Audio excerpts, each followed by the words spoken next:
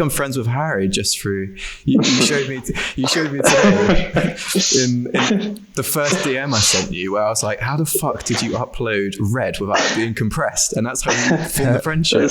Yeah.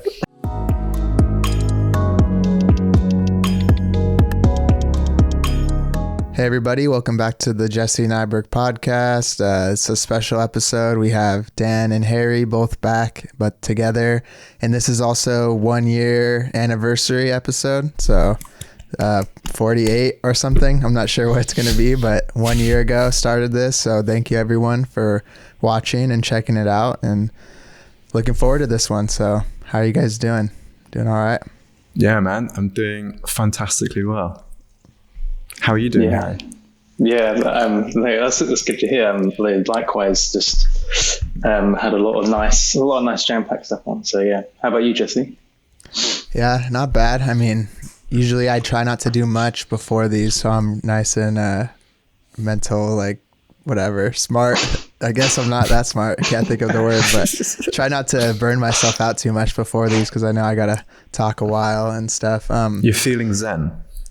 Yeah, I'm trying, Cool. It's all we could do is try, We can't always guarantee that we're going to feel good, but we could try. What have you guys both kind of been up to this past week or even month? I haven't talked to you. Oh my God. Who wants to start? Harry, do you want to go first? I don't mind. I mean, off the top of my head, just a lot of nice run-of-the-mill work. Nothing too strenuous. I've had a nice few pockets, as you do, of just time, but also really quite high turnaround cool things, doing the Rolling Stones flyer, for the tattoo cool. which just came out of nowhere, which is just amazing to have. And huge client. Yeah, just nice little gems that I've broken things off. And then I've had a lot of time to think to myself, a lot of internal time that I put in my calendar. And so it's kind of ebbs and flows as it usually does, where you have a week chock and then a couple of days maybe free, and then trying to use that time purposely, working on motion skills and doing more illustration-based stuff. So yeah.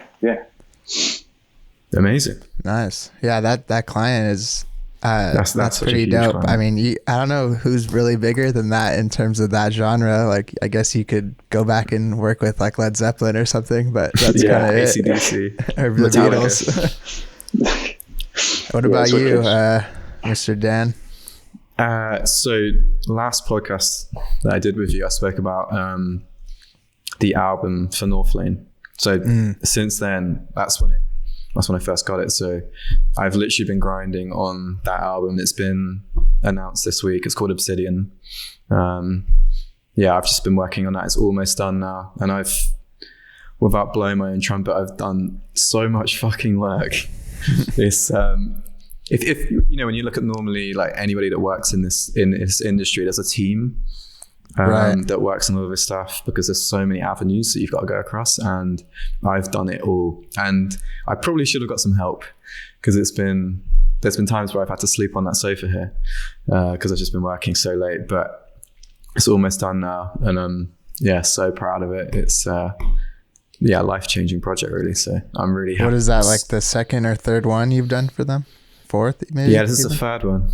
One, but I mean, if we're talking about artwork now, I've done all the 3 singles that will be coming out, so it's a lot of different pieces of artwork coming up. But it ranges from artwork to animated artwork to Spotify Canvas stuff to vinyl, CD, Instagram GIFs that I was doing today.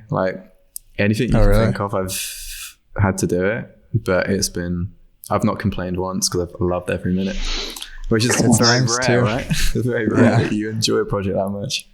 Yeah, it's nice that you kind of seem to, they must like you, and you really develop that relationship because man, that many things in a row is pretty good, percentage of work they're giving you. I feel blessed. And like I said to you previously, I've always looked up to this band, and now that I feel like I'm on a slight, it's like a friendship sort of thing. We talk together so comfortably, not like it's a client, where you're really formal over email. So pinching myself really that I've got myself into this position through working with him. So yeah, I'm feeling. Yeah. That's always like bittersweet too. It can either be they're too comfortable that it's like they're hitting you up in the middle of the night, or you're really comfortable and you're friends and everything, you know, kind of moves seamlessly. I remember you telling me you like said something like when you worked with Northlane, you could, I think it was Northlane, you said like now you're good. Now, like you could kind of stop like if... Yeah. Do you have anything like that, Harry? Like any client that you have or will have, maybe will work with, that you would think like, all right, I'm good. Like that was a big goal. Yeah. I mean, there's such a nice feeling to have, isn't it, Dan? Like, I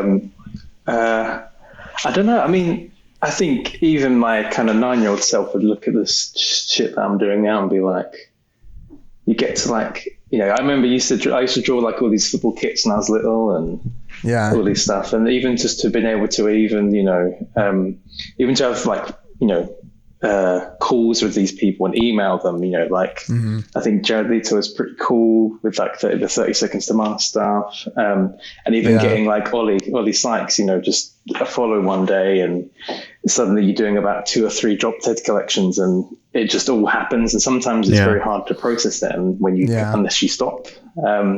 So I completely get the feeling you're in there where you're like, oh, I feel like you feel like you just could stop now and it would all be good. And I think that's such a nice feeling to have. Like, like the sense that like you could die now and be cool, you know, done a lot of great stuff. And I'm really proud to have done those. So I'm very much in a similar boat where it's like, if anything new comes in, it's such a nice feels a little bit like, and people won't want to hear this because somehow people like looking at my Instagram. Part of me just wants to finish this Northlane job, get it all out in the open, show it off, do an NFT series, sell it for stupid money, and just fuck off and just never do anything ever again. That's part of what I want to do, to be honest, and just go and see the world. But that won't happen. Yeah, it's funny, like the people I see sometimes that have I guess properly created that situation for themselves, whether it be with crazy clients or NFTs. Like every time I talk to someone about NFTs, like I'm like, how does it feel to, you know, I look at the things and it's selling for hundreds of thousands of dollars, and I'm like asking them, how does that feel? And they never they always downplay it. They're like, yeah, it's been pretty good. Like, it's cool. And I'm like, how are you saying it's cool when you just sold something for 6 figures? Like, I feel like you should be like freaking out, right? I mean, I don't know. It seems like they're so like, they're just like, yeah, it's another day, you know? Yeah. But I think it's good though. I think that's it. The amount of times people have done stuff for 50 quid or $50 and to see people, you know, kids as well, like a lot of the, like at least the 3D artists and stuff that I know of and have discovered recently, you know, a lot of them are like not even adults yet legally. And to see them conquer and do so well is kind of nice and refreshing for once, because typically design and art is very inaccessible. It's very deep rooted and kind of just, you either can get a Mac and that you're sorted, or you can't. And it's kind of nice to see it happen, because you're like, damn. And it's even nice to see people almost change careers. You know, like last year, people had this breathing spot and they've now gone into scenes they probably typically wouldn't have done before. But it's great. I mean, I think it's such a good thing. I think it's more the long term, like the fact that people can sell like a JPEG for 6 figures. Oh, that's a great thing. Yeah. It's the future. That's a good thing. Like it's the future of art. Yeah. Yeah. I think a lot of the downsides are the people that, I guess are more in it like as an investor or as like a collector or connoisseur. Like I think some of them may have good intentions and whatnot, but I also think some of them are creating trying to make it inaccessible intentionally. Like they're kind of like, oh, you don't got a punk, like I'm not even gonna talk to you or whatever, you know. Yeah, but you get that with any community, don't you? Like that's true. I'd say I'm a pretty decent sneakerhead, and like there's these shoes that I'll never be able to touch or get because of that, but there's also some shoes that I've got that other people don't have. And there's, you know, like I've got some Rick Owens on right now that most people would never be able to get, but I kind of just try to source them secondhand. Feet cam. Oh yeah, feet cam. That's right. It comes with any kind of subculture community, really. But I think, you're right. It is a big jump, isn't it? It kind of goes from the regular everyday artists, and then you've got these CryptoPunk 10 million things. There's a big jump, or Beeple stuff. Like, it's a big jump.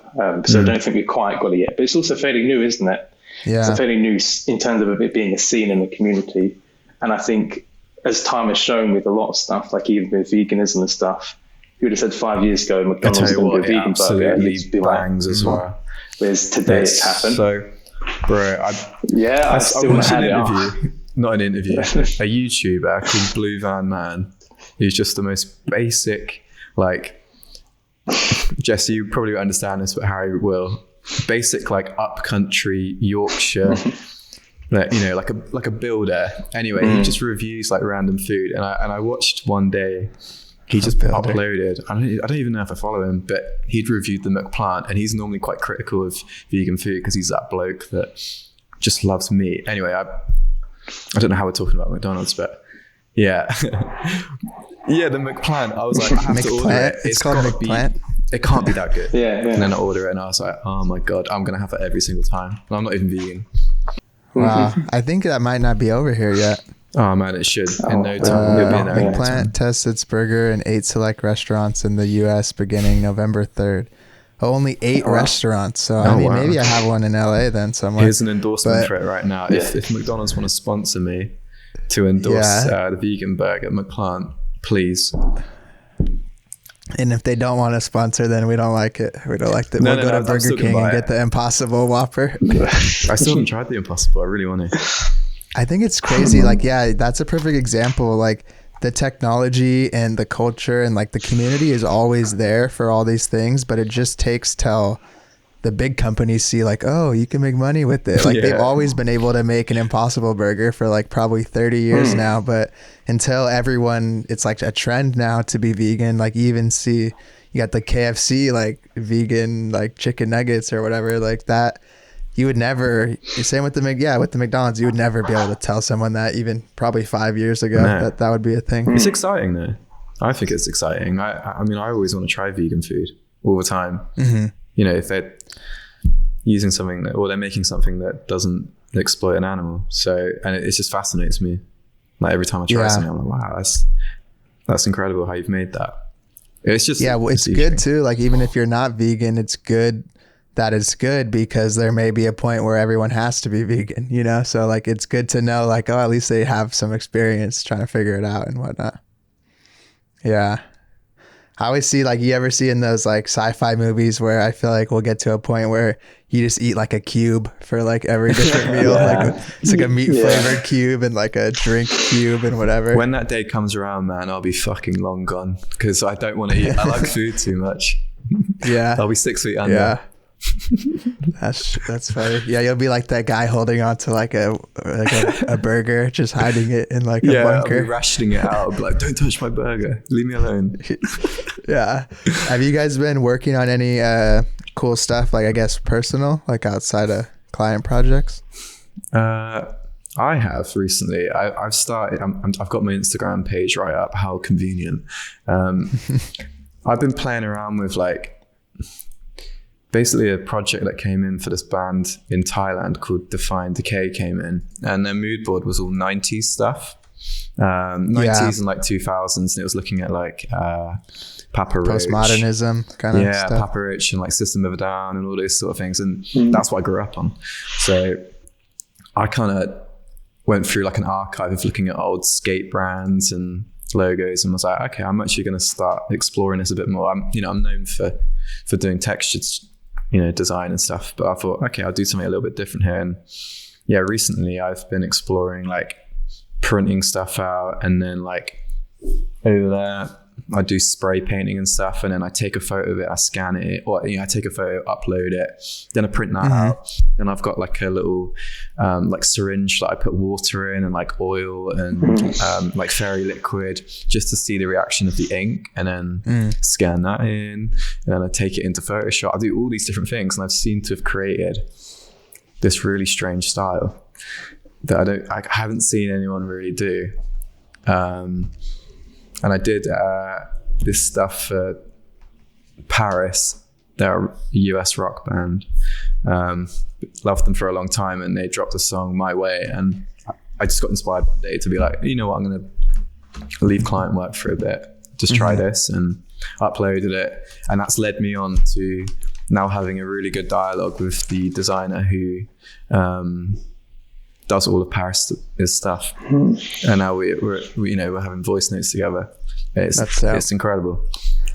Let me shout him out a sec, because he'll absolutely love this.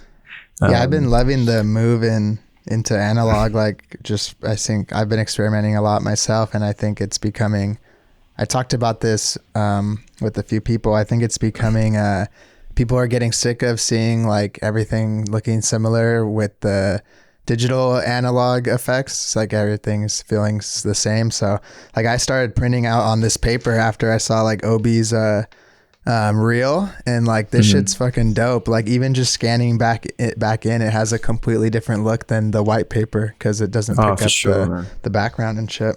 I'm gonna shout him out right now. His name's Alex, and if you go on Instagram, it's ves.ed. Yeah, he's the main designer for Paris. His work's insane. But yeah, that type you did was cool too. Yeah, thanks, man. Wait, for me or his work? This is cool as well, but your define decay type was specifically I was really digging. Yeah. But yeah, that's what I really, I wanted to talk about this anyway, but what I love about this space at the moment is everyone seems to be so well connected now. Like the fact that by uploading just a bit of personal work, he'd already reached out to me before, but it kind of pushed him to message me, and then we were, he was showing me stuff that he was working on, and that's so cool to see behind the scenes of like the upcoming album. And now we're like voice notes. We feel like I've got a good connection with him now. And then when they tour next year, he wants to meet up. Like that's so cool that I've made a friend out of doing personal work. Do you know what I mean? It's actually bizarre. I mean, I've become friends with Harry just through you showed me today in the first DM I sent you, where I was like, how the fuck did you upload Red without it being compressed? And that's how you form the friendship. Yeah. So I don't know how he does it. I think he has it in with Instagram or something, and every time he's about to post, he says, make sure not to mess up my Red. I still fuck up. Yeah. What did I say? I think, what was it? I'll tell everyone now. All it is, I do a cheeky thing where I do everything in 150 DPI, because then I can scale it up and down. Yeah. And then I just had this certain PNG setting that I've never not used. So I always open up the same document because it just worked once. And that superstitious me was like, we'll just use that same document then. Yeah. And then just honestly, because every time I just use smart objects, and then it just goes boom, updates all the reds all good. And lo and behold, I remember that. You should sell that PSD. You should sell that PSD as an NFT. Yeah, the red pack. Yeah, man, you would save everyone's life if you sold that PSD. But then, what about you? Like, I know you've been doing a lot more, I guess, a lot more like posts and stuff I've been seeing with your different, it seems like you have a few different styles you've been experimenting with, and you're on a rampage. Yeah, you're going hard, I feel like. I weirdly just unlocked this this kind of other gear. I think I've said before, like I discovered this kind of like it's called the Mystery School. It's run by a guy called Bronx, and I don't know, it just unlocked me a bit. I think I had a lot of these barriers and hurdles and all of these things they were saying. I was like, oh yeah, that is it. And a lot of them rung true. And yeah, I know it's typical. I know it's I feel like it's a dated thing, like I still remember doing the daily posting thing, right? Like, and for me, that time was at 7 a.m. on the train in the morning when I had an agency job.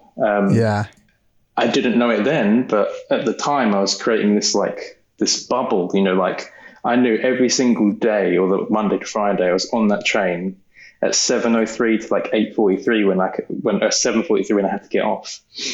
I had headphones on. I had to use trackpad for everything. And it was just this bubble, and I didn't know I was creating what I was creating at the time. And now I've got a lot more control of my life. I've just done the same thing. Because I'd argue all my best work was done on that train at 7 a.m. in the morning because I had to do it. I had no other time to do it. And that's the kind of thing I've replicated. Yeah. Yeah. Well, you're untouched, like no emails in the morning, no phone in the morning.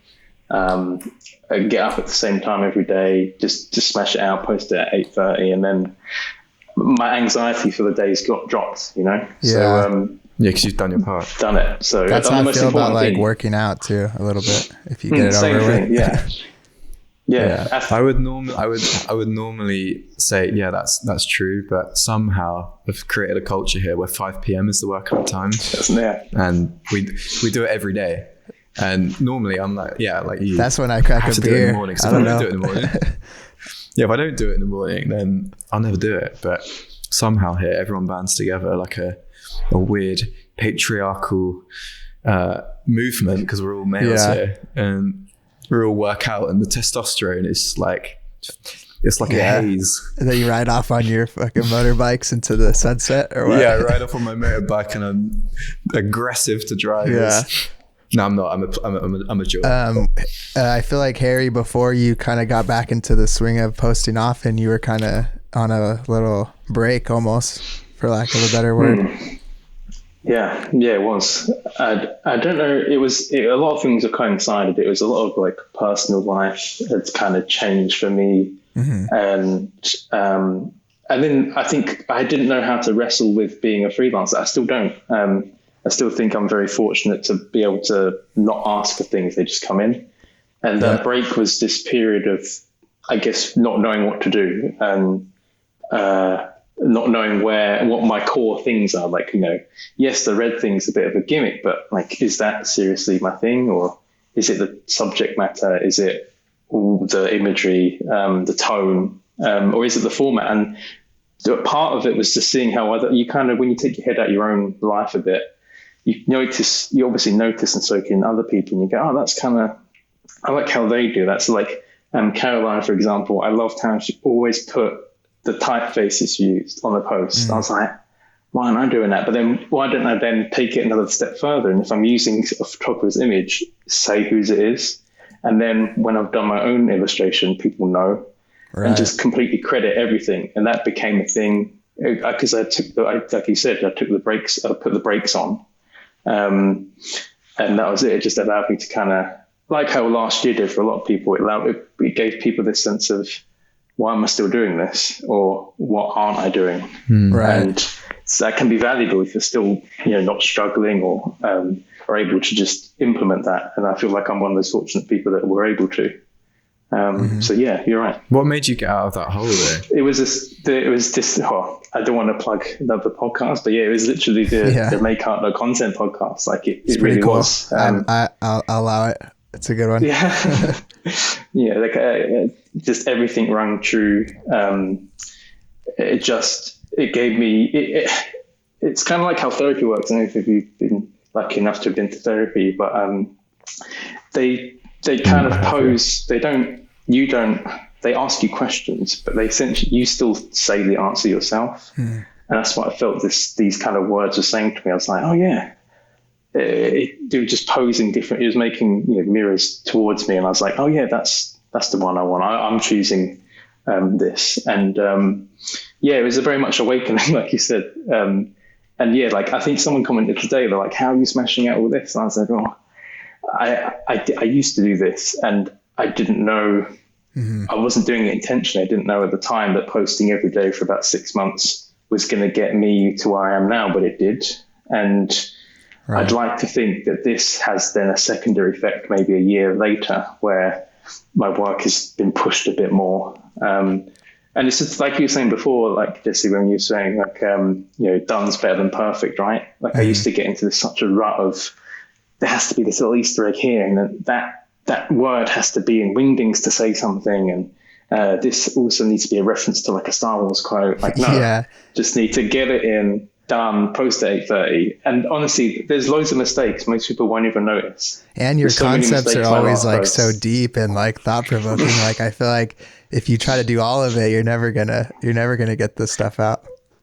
No, that's it. Overthinking, isn't it? I think we all suffer from this element of what if, but we then don't just do, like you're better off spending 10 minutes on it, and then you've already started 10 minutes than overthinking. And like this thing's the biggest distraction, of course. So yeah. Was that your phone? I couldn't even see. I do feel like okay. No, I think that was a phone. Sorry. That was a graphics card or something. Yeah.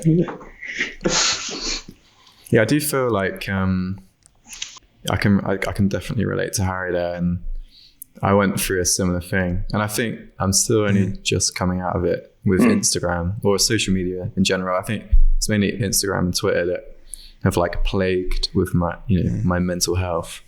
But this grind culture, I think I may have mentioned it on the previous one, but the grind culture has just like given me so much anxiety. I know, oh, look, Dan, you've got all these clients and, you've got a big following that's loyal and stuff. But at the same time, like when you see people posting every day and like doing these NFTs and making stupid life-changing money, and you're sitting here like, fuck, like I haven't posted in so long. And then your following goes down because people are so impatient.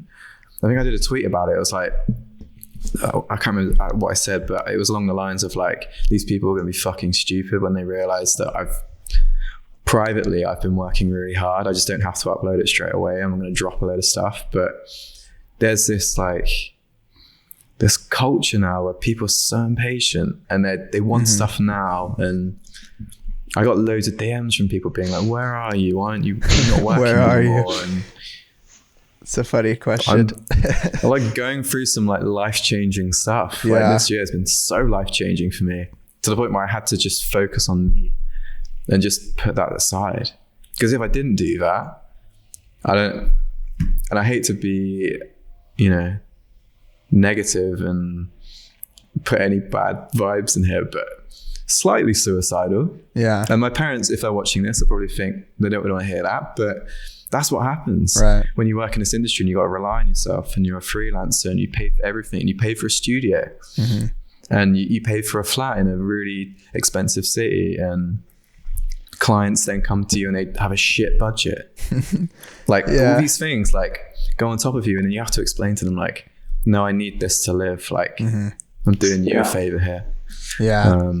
Everything's not positive too, so don't worry about that's life. That's the thing with Instagram. It puts up a perception that everything is fine from someone, when in fact, you could look at my page and be like, oh, he looks really happy creating all this nice artwork. But in fact, there's been times where I've been like, what's the fucking point? I remember, Harry, you have been in a similar position, and I don't want to throw you on the bus with this, but I remember you putting an Instagram post out, a story where you spoke about like suicidal feelings. And that really upset me, because I was like, my mate is struggling. I had no idea. And that's like what this app and having a following can do to you. And I think it's really important to talk about that, because all these people being like, I want to be a designer, I want to be an artist, NFTs and stuff. And like, you don't actually realize when you look at people that are deemed successful like us, what's actually going on. And, me and Harry can relate, and we've spoken about our mental health, that we've both been in that position of feeling like there's really no route out. I think it's so important. I next year anyway, I really want to be able to not be an ambassador, because that's a little bit of a weird title, but I want to talk about it more. Because I think it's so important for people to actually realize it's not all JPEGs and MP4s and nice 3D renders that we do, and I go home and I have a nice time. There's a lot going on in here because of this app. I think, go ahead. No, I was going to say, there was, I think, Alicia Malvidu, who's been on before, and her stance on like having those kind of clubs and things, and just making it less of a taboo thing, right? Like, because it shouldn't take a story from one of us to be like, oh, they're a living, breathing human who has bills to pay. They're not just this icon on the internet, right? And I think the main pressure I definitely relate to, and I think it probably plagues all of us, is always the financial stability. I think that's such an overlooked thing, but it crops up so many times, because I feel like a lot of it, you can deal with the timings and maybe the short notices and the cool maybe the projects that are like maybe really intense. But the main thing is that level of, you're not treated like it's a profession still. I think you touched on it before, Dan, where it's like people almost don't take you seriously. You're like, you don't need to pay you or the design or even credit you. It's still very much ingrained in people subconsciously that design and anything creative is a hobby, and it isn't. Looking at it, I now know I could write a book on red flags from Instagram DMs or emails of like, just don't even bother replying. And then sometimes I send them a meme or I send them a tweet that I've done that's related to them just to make the point. It's like, this is not how you approach a professional. You're not going to approach anyone else like this. So why are you approaching me like it? I had one recently, I'm not going to call them out, but for a pretty well-known musician in LA, and they were like, oh, we'd love you to do some merch. We've got some assets. They were really cool assets as well that kind of excited me. Like, if I hadn't seen them, I would have been like, I've got a lot on anyway. And she kept being like, yeah, to get this project going, let's get on a call straight away. And I was like, no, before I get on a call and you waste my time, or it's not wasted time, but it's time that I could be doing other things that relate to my profession. It's only me, exactly. Yeah. So I haven't got an agent or anything, and I was like, can you just tell me the budget? Just tell me the budget. What are you working with here? Because then we know if we're in a parallel here. We know if we're going to work together or not. Ignored the first email. Oh, the artist actually, she wants to have a chat with you. Can you do Wednesday? And I was like, yes, I could do it, but can you just tell me the budget? Nothing. So then I wrote a tweet about that, being like, why is this some like weird cryptic thing where I have to jump through so many, I can't remember what I said, but just tell me the budget and then it doesn't waste so much time. And I just sent her that tweet and that was it. And I get to the point now where it's like, I'm just fed up of people just expecting me to bend over backwards for artists. It's like, I think I saw something earlier on Twitter that was like, musicians need to stop expecting artists to just bend over backwards, and it's a privilege to work with them because they're a musician. It's like, actually, I create this art that makes you look good. Yeah, you're, and I don't want us to sound big-headed here, but yeah, your music's great, and you've got a good craft, but no one's going to click on your fucking song unless you've got really good artwork and you've got good promo behind it. So you need me as much as I need you, so start respecting me a little bit. There's a bit of sass in my voice there. I can hear it back. But I think you've probably had a lot of. How many years deep are you again? Like in terms of just doing 4.5. You'd like in those 4.5 years, you've probably done a lot of projects where you've had those times and you've had to learn from them because they put you through a lot of hurdles and a lot of, even things like music labels taking about a month to pay you to even enroll you. You've had that to happen so many times where it can only happen so much when you start realizing this isn't just a me thing. This is just a thing. And it starts becoming just normalized, doesn't it? That level of incompetence and whatever. Just for anyone out there, just for anyone out there, quickly with labels, it's an absolute myth that they have this 30-day thing, because the minute that you say, "I'm withholding the assets," they can quickly pay you instantly. So anyone out there that's actually struggling with that, it's an absolute myth, and just threaten to not give them the work. Yeah, and that's not just labels. I've worked with just as a freelancer for bigger agencies and studios, so stuff for Hollywood and stuff for just branding or DTC, anything like that. And they're always they have a big accounting team. They're always we're net 30 or whatever, net 45 like. And I'm just like, nah, like net, give me this shit tomorrow and we'll figure it out. And then they do, but if they're cool enough, I say, all right, and then they usually get it in a few days, and I'm like, all right, cool. Now I know I don't have to be a dick or whatever and come after them. But I think too, like with this whole pricing stuff, is there's either a lot of people are either like they don't have the knowledge or the experience, or like they haven't done enough, I guess, negotiating or anything like that. Or there's some resources online, but I feel like some of the resources online are so like not realistic in the sense, like it's either like, oh, do shit for free, or it's like someone like Chris Do being like, don't even talk to the client unless they have 50K or whatever. I feel like he's a meme now. Yeah. No offense if you ever watch this Chris Do, but like, fucking hell, your pricing range sometimes is extortionate. I wanted to ask you both about, because we were talking a little bit about pricing and stuff, and you both work in the music industry, it seems like, mainly, or at least that's a bulk of your client work. And have you seen a lot of changes recently since everything's kind of been less restrictive and opening up? Since we last chatted, we were in like full blown, like nothing, was going on. Yeah, I mean, Harry, if you want to go first, I talk a lot. Yeah, that's no. I had a weird thing. My perspective is a little bit different because my first freelancing year was only February last year. So like I only had last year as a measure, but I've definitely seen there was virtually no inquiries for me last year. It was all just people that already knew me, but there was a definite step up. I honestly say it's this calendar year, like since this January, I've definitely seen a lot more management and artists going through my emails and stuff and hitting me up and things. And then financially for me, like that was then a big boost because then I had things randomly plotted in, with last year I didn't. So my perspective on it was probably a lot more exaggerated than it is. But yeah, like I definitely felt a sense of things opening back up again. I mean, it is still technically a pandemic. It just kind of depends on how well your country or area has dealt with it, hasn't it?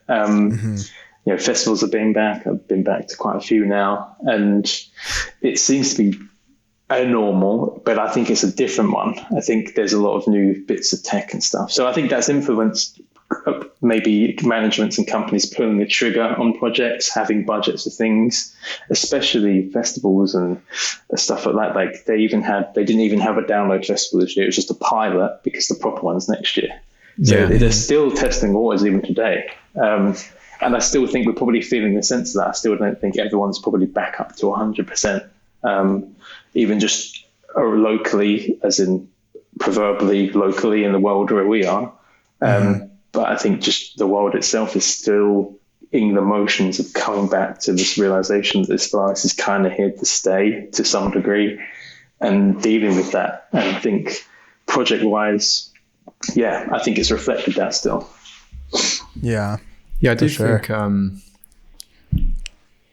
now that things are starting to open up, I guess there is more work coming in. I guess I'm fortunate in a sense. Throughout the pandemic, I've had my 2 best years financially somehow, which not a lot of people can say. So I'm very counting my lucky stars with that. But I have noticed since NFTs have come around, and it sounds like probably the consensus from everybody in watching this is like, Dan really fucking doesn't like NFTs. I don't. I'm all for it, and I want to do it. But it seems like since then, I don't know, with the music industry especially, I've had a lot of emails where they've seemed promising for the projects, and then all of a sudden you find out the budget and you have to really push them for it, and they've got absolutely nothing. And I have to explain to them, like, this is ridiculous. Like $150 for some merch.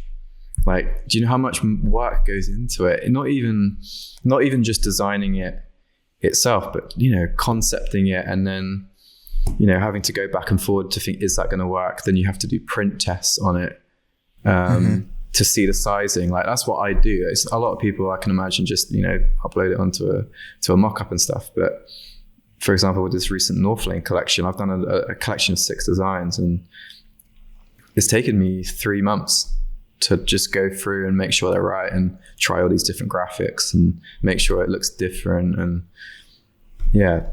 printing out stuff and putting it with pins into parts of the garment, and then like taking photos to see how it looks. Like, that's a lot of what the work goes into it. It's not just a mock-up.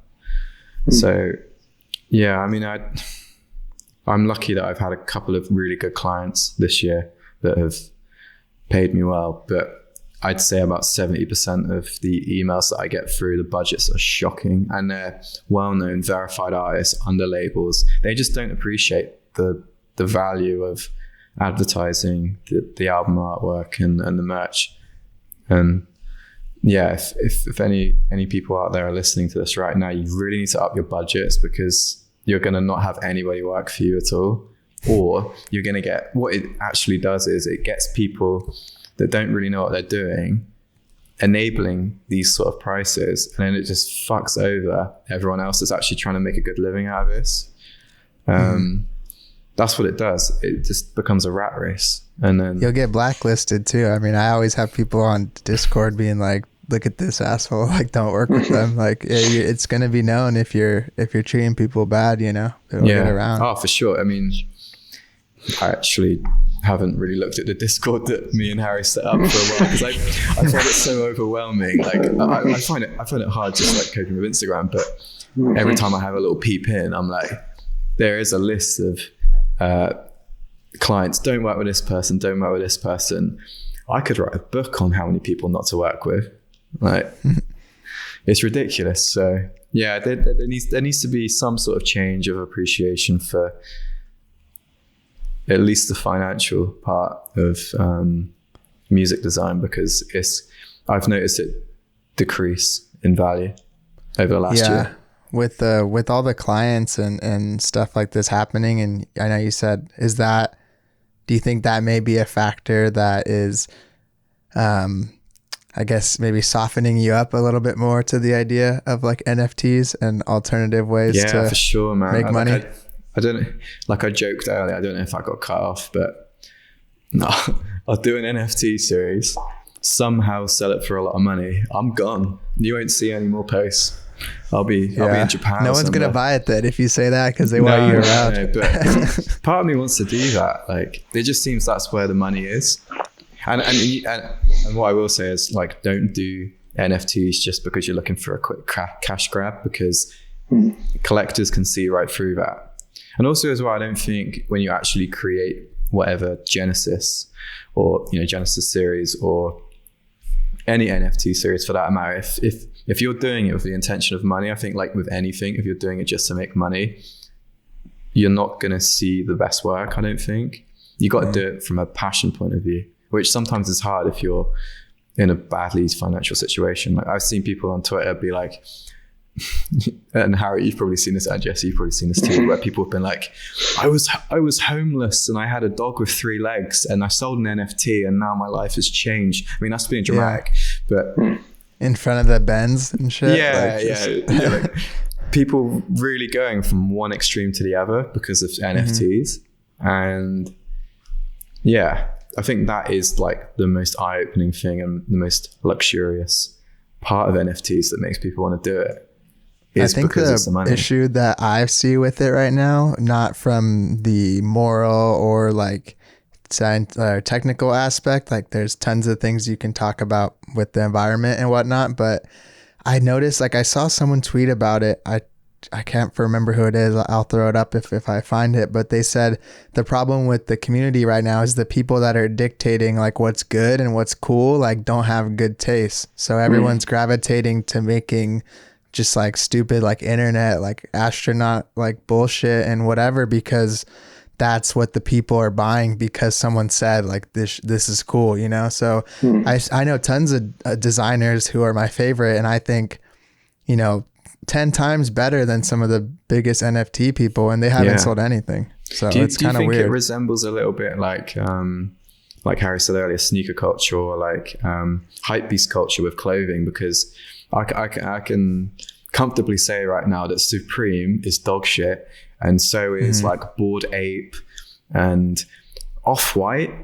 Their clothing Babe and Bored Ape. Yeah, Off-White clothing fucking sucks. Like the actual quality of the garments and the prints aren't that good.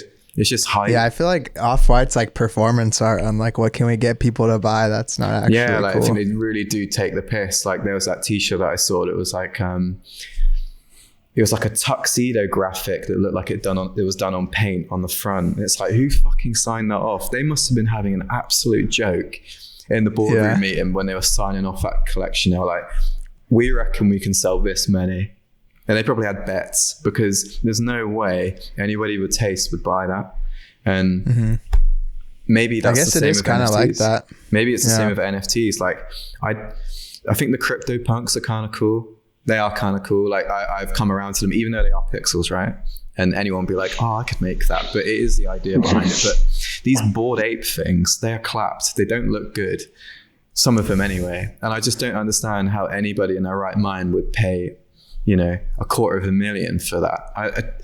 It doesn't make any sense when you see artwork out there. I mean, I got a guy here that works in our studio. He's a photographer, and he's going to go into the NFT space. His photos are stupidly good. He goes out into he just recently went to Italy, and he's been to Kenya, and some of the photos he takes are incredible, and he wants to sell them as NFTs. I bet you they won't sell anywhere near as high as what some of these, you know, little and I feel like people want you to like animate them and shit.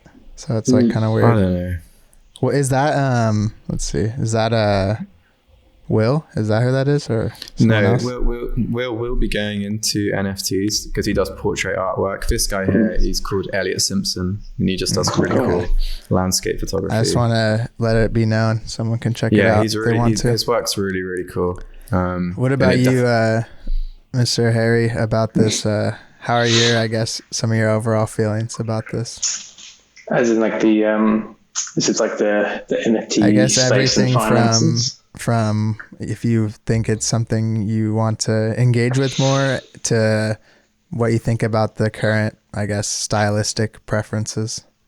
Okay. Yeah, I completely agree down a lot of the sentiments where at the moment it currently feels like a game of who's got the comfortable, the coolest thing, and that it's only a game you can only play if, like you were saying, where there's these people that seemingly go, oh yes, profile things are a cool thing, and they have to be cute or generative, and that's what's going to sell. And I think it kind of touched this before, where I think in any kind of culture, especially in the emerging one, these things are still getting formed. I mean, I'd argue, Dan, you were my first experience with NFTs with your foundation post-digital drop last year. I mean, I had no idea what you could buy a T-shirt with like a token. Crypto. What the fuck is this? I was like, what the hell is this? And then, it's not even 9 months ago I'd argue from then what we're seeing now. True. It's like with anything, it will evolve, and you'll see, like you said, you'll see who's in it for the money to do these kind of like cash grab projects, but you also see people that are, maybe waiting to pull the trigger on the platform, which I feel like I'm in that boat where I'm not necessarily on the fence. I'm just waiting because, for me, it's like I'm still waiting for there to be a reason for me to do it, or a purpose for it. Like I'm very much, I try not to do things that are just cool or like don't have an extra layer to it. Like I remember when the Packer Rabanne launched the other month, I think they brought up the fact that it could be put on a TV, and I was like, okay, but why am I putting it on a TV and not just a screen like everyone else? And I was like, okay, well, it's got to have a purpose to be on this old school analog CRTV. Otherwise, I might as well just put it on a massive 4K monitor like everyone else. And I was like, okay, well, the story is then you'll flick it. It's got to look like you're flicking through channels, and it's different aesthetics, like a news warning and stuff. So like, I'm still in very much a mode of stasis. I feel like it's very chaotic and volatile at the moment, where it's still trying to take its shape, and I'm just kind of waiting for when it settles to go, right, that's where I want to be then. I still feel like it's very much an evolving being. And I'm just waiting for it to settle and to see where my place is, because currently I don't know. Currently, I love supporting people, and if I had an extra couple of Ethereum and stuff, I would buy a lot of my friends' stuff. I just don't right now. And so and that's the status where I'm in, where I can see the long-term effects. They're massive. Like, who was that artist that dropped their album on there and they made more on the NFT sales than they've done? I don't know who that. I've seen that around, but I don't remember who it was. That was crazy though. What was this? And I feel like I completely missed this. They did a full-on album, and like it was like so much money. I don't even know. What, like NFT? it was. Yeah, like so you had to buy the NFT. So the only way you could listen to the album was if you bought. Oh wow! Because I see a lot of people do. Because I think Kings of Leon were like one of the first bands to like try that, and then they got cancelled for it, or people tried to cancel it, being like, "Oh, it's ridiculous, the environment, all this stuff." But I've noticed with like the OpenSea stuff, when it was it the Mechaverse series that came out, that everyone was going nuts for. Like, oh yeah, they got wrecked. There's loads of like versions, right? Or could you get the same? I was trying to get my head around. The Mechaverse, they got kind of. Everyone talked shit about it because it didn't. Like the floor is like terrible on it, I guess. Like it didn't add up to. They're not worth anything now. Like everyone bought these. Like they crashed. Like the Mechaverse price average just crashed, and all these people could have sold them when they were in there. No way. Hundreds of Ethereum, and now they're worth like 1 or whatever. Wow, really? Yeah, and it was like kind of a testament to like.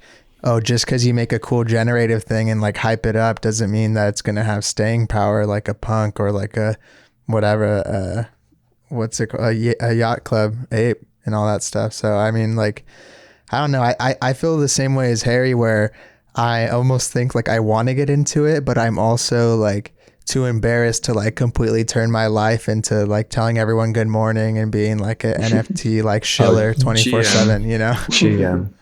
Yeah, like you have to be like that. It seems like to be in the right like, community. Yeah, it's a little bit like I'm gonna say it right now. It's like a cult. Yeah, it is, and I think that the reason the cult energy is bad isn't because like if you like NFTs, dope, but if you really believe in something, you should have enough belief in it to be able to be comfortable with the criticisms. Like it's like they all don't want to say anything bad because they don't want one of the collectors to read something negative about it and like not buy their stuff. Like they're always like even the people that haven't sold anything are just like NFTs are changing lives, baby, like on Twitter and shit. And like, and like they haven't done anything though. So it's just weird. Like I think it's all like scarcity mindset or something. I'm not sure. One thing I will say is, and this is another shout out, it sounds like I've got lots of friends, but I probably don't. But Best Served Bowl, Dan Linthwaite, and I don't know their names, but they work at Pitch, and they started Interfaces. I don't know how you pronounce the first bit. WGMI Interfaces. I don't know if you've seen it, and it's all like memed off internet culture. And this is a project which I've like spoken to Dan a couple of times. He is so busy. I reckon he's probably sleeping at his desk trying to work through all of his stuff. I can see the passion in that, and I you know, he had Elijah Wood in his DMs recently. Frodo Baggins, the guy that went to Mordor, had him in his DMs being like, I can't wait to buy some of your NFTs. Like, can you imagine that? Having Frodo Baggins in your DMs, like that's how crazy this shit is. But the reason that people like him are probably able to interact and actually see this stuff is because people can see the passion in it, and like there's clearly a you know, Dan is a very, very well known and 3D artist. He's like one of the best, if you know, in this space professionally. Like the stuff that he these are dope. Ridiculous. I'm looking at them right now. They're incredible. His work has always been incredible, and the same with the there are a couple actually that work at Pitch. I don't know their names, but they create incredible work, and it's actually so cool to see that people are really buying into this. Like I think they've grown their Twitter following from, I don't know what they're at now. Last time I looked, 15K or something. Is it 15K now? Last time I looked, like a couple of days ago, it was like 11.5. So people are really buying into this stuff, and I think those are the projects that deserve the credit. They deserve to go well. They deserve to go to the moon. Blah blah blah. Whatever you want to call it. And I'm here for projects like that where they clearly care. Because what you were saying, Jesse, a minute ago, it's like, oh, I don't want to change my life to be one of those people that says good morning to everyone. And, you know, it's a full-time job for them, like going onto Twitter and interacting with all these people. they must really fucking care about it if the fact that every single day they're doing this, and the fact that Dan is ignoring all of my messages right now, like he must really care about it that he's not replying to me. So yeah, it shows a lot of work's going into it. And those are the projects that really work. Like you said, I think a lot of people are just pretending to be part of this cult like thing, just so that they can make some money, and then you'll never hear from them ever again, which is kind of shady. I don't like that there's not enough transparency. I think all these people are giving off the impression that they haven't cashed out any of their Ethereum, like they're in it, like they're all hodl and shit, you know. But can you imagine if people are like, actually, I just hold the crypto? Yeah, like you're telling me you bought that G-Wagon with like Ethereum, you know? So I don't know, but I think the interface thing, I think that is stuff I'm interested in, is when it's a mixture of like, there's a bunch of versions. So it's positive for like collecting and like being like, look at mine, but the art's dope. So it's like, cause when the art's dope, you're buying it almost like, unless it's someone you think you're investing in the individual, you have to have faith that this person's going to matter. Like, you know, like buying a Basquiat or something. Yeah. When you're buying the generative thing, the person can be anyone as long as there's still value in the, like in that community or whatever. But wasn't there, don't quote me on this, but with the Mechaverse, I remember actually reading one of the tweets that one of the people that founded it put out when people were complaining about like the raffle that they did. And I don't know if it was because he had broken English or anything, but the response was just like, fuck you to all those people that have been like invested in this project's like journey from start to finish. It's almost like, well, we've made our money now. And the way that it was put, and all the people in the comments were being like, fuck this guy, like, you know, I don't know. I don't want to say anything. I honestly have no idea. The consensus, it's like, you build this up to make some money, and then the minute it's happened and you get some criticism, it's like, actually, I don't care about the fans. Rug pull or whatever. It's a huge rug pull, isn't it? And I can't imagine that Dan and anybody in it, you know, working on the interfaces thing is going to do that. They really care about the people that are actually invested in this project. Yeah. So I guess it's like a little bit like clients, right? You got to be careful who you work with, red flags and I mean, didn't you, Harry, you listed yours as like 666, right? Because again, and this is the boat that I feel like I'm in now. I feel like an imposter because I've listed 3 on like it sucks. I feel like I've listed I listed 3 on Foundation like 5 months ago. Didn't do anything from it, and it was just because it was like it felt like it almost felt FOMO. Very knee-jerk to me, like me doing that. It felt very knee-jerk because I've done it and they're just there. And like you're saying about like other Dan is that he feels very much in the community. He's almost part of it already. And that you can't really buy that. You can't force that. You either just are or not, you know, like, I've got like one of my other friends, completely different medium, but you know, she's like so cool. She's really into sort of like very kawaii, like kind of froggy, like pastel color shit. And she made these cushions up last year because she was bored. And because she is the people that she sells to and she shares all the memes and puts all that behind the scenes work in, she's now garnered like I think over 7,000 followers on Twitter now. Wow. Her name's Peachy's Cult, I think is that. And, you know, that just shows you that if you are genuinely in the community, it will pay off and it is genuine. Yeah. People can almost smell it and see through it, like you're saying, like, you know, and I think that's where I feel like at the moment. I feel like if I were to do any time soon, it would be a cash grab. I don't feel integrated yet. You know, it feels disingenuous to me now. That's probably why I've not done any significant. I've left those 3 up because to be honest, I think I've actually forgotten about them. They're just up there. I think they were done back in sort of February. We've already paid the gas fee to put them up. The gas fee, and it'd be very. It was way less than now. So I mean, Also, like, what do you guys think about? You wrote this in your notes that I was curious, Dan. So obviously, we all 3 have had our different gripes and grievances with Instagram and just everything. And you wrote something about like Twitter popping off, and like by that, do you just mean that it seems like everyone's on there now? Yeah. And I think, again, Dan's talking about NFTs again. It comes from that, I think. I think because that community and lots more people are on there, people feel a bit more friendlier, I think.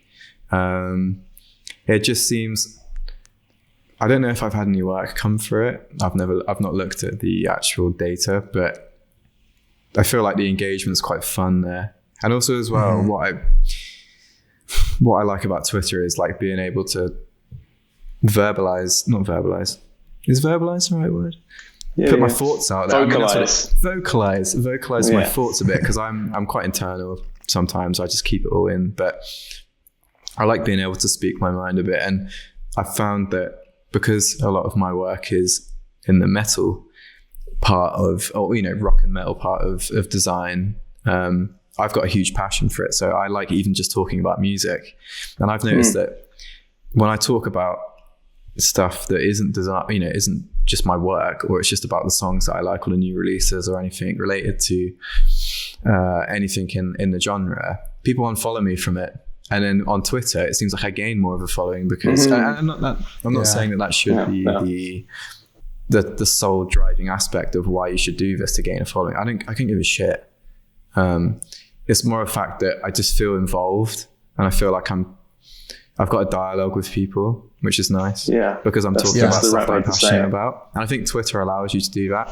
Although I will say with Twitter, it does feel a little bit like an echo chamber of a bit of a void sometimes of weird stuff. If it's a good thing that you can mute stuff, because if you get politics or anything that seemingly negative or like not related to actually what you want to be seeing, I know that can be a little bit of a privileged standpoint to be like, I don't want to see this stuff, I just want to see that. Like you can't escape human atrocities and human rights issues and all these things. But I think that's quite a nice thing with Twitter.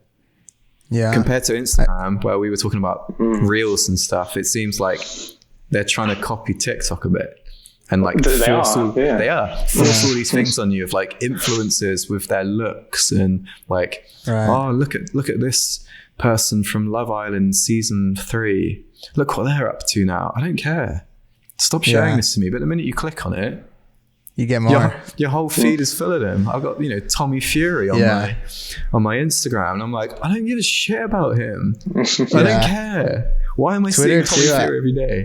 I like how Twitter, it's more personal in the sense that you get to actually, there's these designers I follow, and then you follow them on Twitter, and you're like, oh, damn, they're crazy. The shit they say, I didn't even know they thought these things for good or bad, but it's just cool to see that they're different. I like the format of Twitter as well. I think I like the fact that you can switching my battery. Don't trip on it. I was very concerned then. That's all I was. Not another one. I love the fact that you can share other people's shit, and it isn't another part of the platform. It just is the platform. Instagram is very much feed stories, and then with now the feed is now a fuck ton of reels and stuff. With Twitter, it is just one feed, but it could be a tweet, it could be a photo, it could be a retweet. I love the fact it very much, what it is, and I've wanted to kickstart this again, because I used to have a Tumblr and I got rid of it when they did the whole nudity ban and stuff, and I just felt very, I feel it's very counterintuitive to what the platform was or is. And now I feel like that could be a home, because that also has the element of being able to reshare stuff, because I feel like Instagram is all very much a curated feed. Heck, I fucking create my feed. It's or before I even post something, it's going to be on a black background. It's going to be fucking red. And there's something nice, but also, like you're saying, Dan, it's very contrived. It's doled up, and then you see that and it's done. With Twitter, it's like, I'm seeing people post memes and seeing post photos of themselves. Heck, I do. I don't do that on other platforms. And there's something very stripped back about it, which I think is quite nice. Yeah. And there's not really quite another platform like Twitter because it's very much a feed. Like there is no format. There's not an image with a caption. It's just all the same. Yeah. And I think there's something about that, and that's probably why it's one of the remaining platforms, which I feel like has probably grown a lot last year. I don't know if there's any data to see that, but and it's also one of the last platforms that still allows you to post adult content as well, which is mental. Yeah. It feels less precious too. Like, you say something on Twitter, like no one even remembers the next day that posted bad or that posted good, or like for better or for worse, it doesn't have as much of a lasting effect. Like you're just like, you say some like crazy shit and you're like, whatever, unless I guess you're like a celebrity and someone's going to like dig it up every time. But like it feels like less pressure, to perform. And I think it also, the resharing caters to like creators where you get a few retweets, you get more. And it's like exponential growth. Like, Made by Motel, he's always posting his work on there. Yeah. And it's like 10,000 likes and shit. I'm like, cool. Jesus Christ. Cause it just tumbles like a Instagram reshare. It doesn't, I feel like it's not as important as everyone acts. Like it doesn't do shit, It's dead. I mean, no offense to these pages that, reshare art, but your reach is not good anymore, unfortunately. It really isn't. It's sad to see because, I like some of these pages and I know people that run them, but they're not. Yeah, they get less engagement than the posts. So exactly. It's not the same who's anymore. It for now? Like you were saying about Twitter being like a collection like Tumblr, I feel like you get a better idea of someone's personality now. And I think clients, if they were to see your Twitter and see who you are, knowing that you're a person, like Harry uploads all his selfies with all his, his fashion and stuff. And then you see memes that you retweet and you're like, actually, he's kind of funny. Or it's like, that's a bit of a rogue tweet. You get an idea of someone, you build up a collection of, data that actually shows off your personality and who you are, and even for like dating profiles, don't look at my Instagram, look at my Twitter. You'll get a better idea of the sort of person I am. I think that's better actually. And that's maybe why these avatars have taken off, because it's like, this is who I am. This is me. Whereas Instagram now feels like a little bit like a bit of a portfolio site that you curate. And then you leave it for a couple of days and people unfollow you and you're like, what's the point? I don't know. I feel like I've made that point so many times. I'm a little bit. He's no, but it's like, it kind of, it's very bittersweet because I guess I owe my career to just that single platform, really. Yeah. Which is kind of, it's horrible. It's bittersweet, isn't it? Because you're like, right, it's not good for me. They're like a toxic partner. Yeah.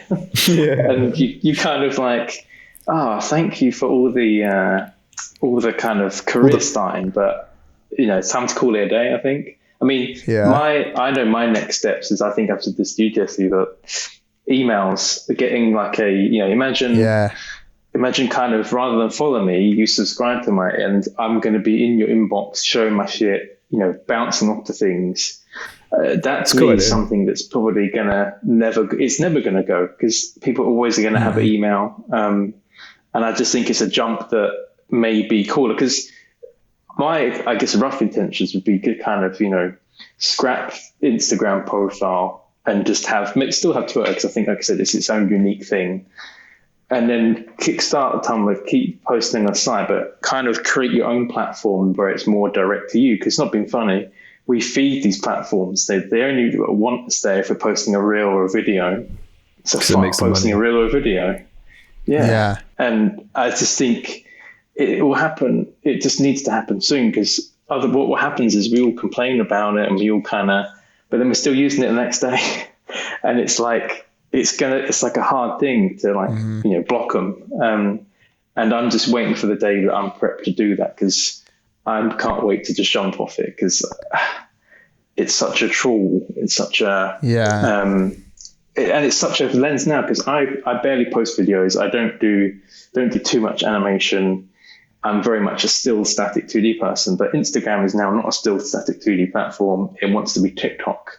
But not being funny, you're an orange trying to be an apple. Like, it isn't going to work, because everyone wants to taste an orange. They don't want an apple. So like, you don't and when that happens, you get this discourse. And I think that's where the jump. I've seen accounts that I thought just had Instagrams now have Twitters, or they've now got their own little microsite somewhere. And I think it's taking the power back off Meta now. And into, me and Dan don't even WhatsApp anymore. We use Signal because fucking, data breaches and stuff. Fuck you, because what's that guy's name that always talks about? Who's the guy that was like the whistleblower guy that moved to Russia? Snowden. Yeah, he's like the Signal, biggest Signal advocate in the world. Yeah. He's like, you got to get on Signal. Good old Snowden. Yeah. I mean, I think the Instagram thing, it's funny how, we all complain about it, but then whenever it goes down, that's all everyone talks about on the other platforms about how Instagram isn't working. So they act like they don't care, but it still has a, vice grip on our lives and things. And the newsletter, I think, man, like, that's shit's cool, tried and true, tested time. Like, I know you're doing yours, and I'm trying to get it kicked off as well. I've done like 3 or 4 the past few weeks. I clicked on the links to get you some data anyway. Thank you. And I always hear creators, some of the most successful ones. That's all they talk about is like, own your audience. Like, if you 1,000 true fans, newsletters, blah blah blah, because YouTube could go away and you have nothing, or Instagram or Twitter. Yeah. But if you have those emails, you got those emails, and you could translate them to anything, really. That is such a good point, actually. We rely on these applications so much that they could just turn the lights out one day and you're like, oh, how do I? Yeah. What they do? Meta could just be like, man, Instagram sucks now. Like, let's just either come to the metaverse or dip out, because we're getting rid of Instagram, WhatsApp, whatever. And then Wouldn't be surprised if they did do that one day. Yeah. Like they ban people's accounts, a lot of sex workers and a lot of kind of people that post like adult content, they just get their entire accounts taken away. And for them, that's their livelihoods, isn't it? You've got a decent following on any platform and it's taken away from you overnight. Like, it's going to do something. And yes, you can argue that, yes, they are a private company and they can dictate their terms and whatnot.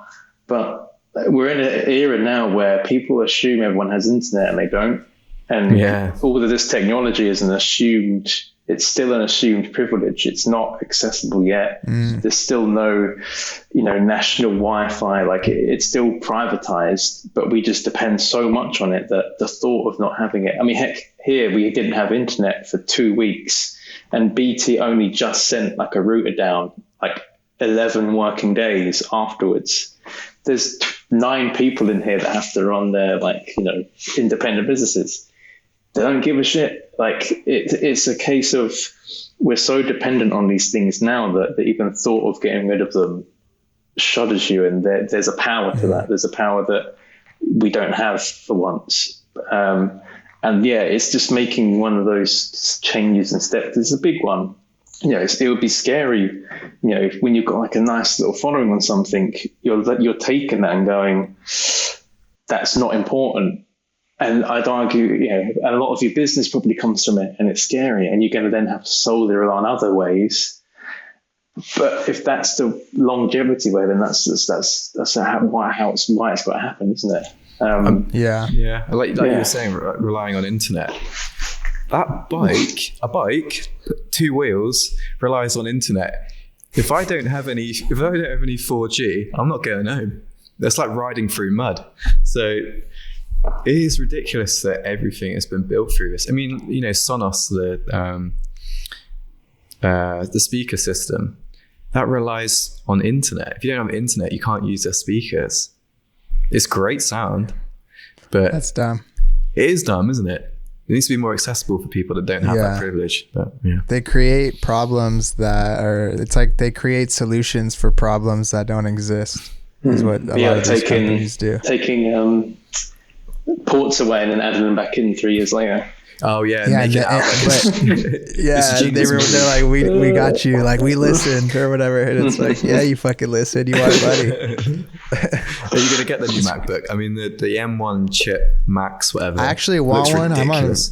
I'm on PC, but as much as I like PC, I will never get Windows laptop, fucking ass. Like, Yeah, man, I don't care what you say. Either they don't work Razer. well. Yeah, they either don't work well, or you have to leave them plugged in, or they only get charged for like an hour, and it's like a nightmare. But I do like the PC I'm going to desktop. make a piece of content for TikTok next year when I start it. I mean, this may sound fucking stupid, but I'm just going to say it anyway. But I'm going to get a MacBook. I've been quite open about how crap that Razer laptop's been for me. It's plagued me every step of the way. Every project, it's a huge problem that like almost shafts me to the point where, what's the point? So I'm going to take an axe to it. I'm going to make some content out of it because that's the only thing it's good for. So don't buy Windows laptops because they're garbage. Yeah. The MacBook seems Just build to be, your own computer or build buy a your computer MacBook. or buy a MacBook Pro, the new ones, because I think they're, from what I've seen anyway, they seem to be the future for. Yeah, I was waiting for the X because I knew that the M1 was about to get improved or whatever, and then the specs are pretty wild. But so is the price tag. So it looks like you can just go anywhere with that thing, and you can still do crazy work. I mean, the thing for a lot of people, now that I've adopted 3D, I kind of rely on it on a lot of work. So I want to get the reassurance that it's going to be able to work for 3D. I've heard that you can, the render engines, I don't know if Octane's going to be able to work with Metal yet. I mean, they're talking about it, but what do they call it? Redshift, that is compatible with the new Macs. That's game changing. So you can then take your MacBook, have a better interface for a laptop, better UI, and you can then go and travel and actually work on 3D stuff, which is mad. That's how I feel about video. Like, I need to know that I can edit because, like, Can you imagine the render speeds if you take it in After Effects now? Yeah, like you can get down on, like, you could work your way around a Photoshop file on some pretty fucked up like computers, and still get it done. But if you're trying to render video, or I don't work in 3D, but I know the graphics like power it takes, and it's just like, what's the point? Like, it's not even, you're not going to get anywhere. You can't even have it on your lap as a laptop because it is literally burning through your legs. I've had like 3rd degree burns from having a Razer laptop on my lap. Yeah, that's crazy. Mad. We'll see. I want to get one, but I don't want to pay for it. So I don't know. Hey, I've got the last one. Yeah. No, I've got the last M1 before this later version. So this is that the 13 inch? Is that the 13 inch? Yeah, I always get the smallest, but best because I've got a monitor. So is it good? Yeah, okay. I mean, I can render it's like After Effects stuff really well. Cool. Yeah, how does it handle red? No problem. It's all right. Yeah, so good. I mean, the red fine. Honestly, we jest, but like when those slip mats arrived, I was like, right, if that red if that prints out, it looks like in brown, I'm sending them back. Yeah. And they actually were like vibrant as hell. Like, that's my measure. Like, that's why I always have it with black, because it's got to be lighter. Otherwise, it shouldn't be dark. Yes, that's I don't know how you could Riser print a slip mat. I mean, that sounds like an impossible challenge, but you should do Riser prints, man, because you could mix a red and a pink, and it would create your orangey red perfectly. Is the slip mat? On his website, check it out, Harry Vincent slip mat. But quick plug. But after that, is it just like a screen print or what? No, it's like use? I think it's like they call it like a dye sublimation. So like it's on like a felt. So it's like a thick felt. It's pressed in, and it's like a really good job. But I only got like 20 of them done because I was like, that's a bit of a niche product. But the red pops. Yeah. I mean, it was pretty good. But I enjoy doing stuff, making like products and shit. I mean, I guess always my core thing that I keep avoiding. It's like an element in the room for me where it's like, I know I want to make proper clothing. Like, I still remember when I got that post-digital top last year, mate. And Thank you. Fuck the print's like thick. I've washed it loads of times. It hasn't budged. The fit of the top's nice. The packaging was all cool. And I'm right, why am I fucking around doing all these, these print-on-demand campaigns of tops that I wouldn't even wear. Yeah. So I'm sorry to everyone that's bought one, but I don't like my own t-shirts. I don't like cream tops in that capacity. Like, they're just Gildan things with my stuff on. It felt very much just... how do these companies still... How do Gildan still have business? Like, recently I went on a little bit of a venture, and I won't bore you guys with this too much, but I'm really into the old 90s, 2000s band single t-shirts. Stitch. Band t-shirts like single stitch Korn, System of a Down. I've been like in the market, Sepultura, all these bands. I'm looking for them, and then I bought a couple, thinking like, oh, these look sick in the photos. They turn up and they're on Gildan, and it's just the most dog shit quality t-shirt you can find. And it's like, how? Just use a different company. I used Los Angeles Apparel. The quality's insane. Like, everybody needs billboards to start everywhere this. out here.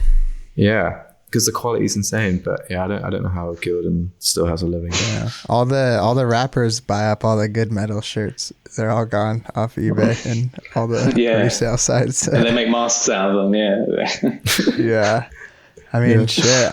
I don't even. That's why I do. It's not very convenient, and it's not very fun to do all the processing and packaging. But that's why all my print stuff, I do it myself and make sure I'm the one delivering it, because good quality check. If I fuck shit up and you get it and it's my fault, like, okay, whatever. Like, I'll try to do something about it. But I don't want to trust that some factory is gonna, not roll it up and it be all like crinkled, or not like print it wrong, and they're just gonna, they don't even know if they're doing it wrong, even if they are. They're just, they look at it and it's out. So have you had any trouble with postage and stuff? No, I haven't, but that's lucky.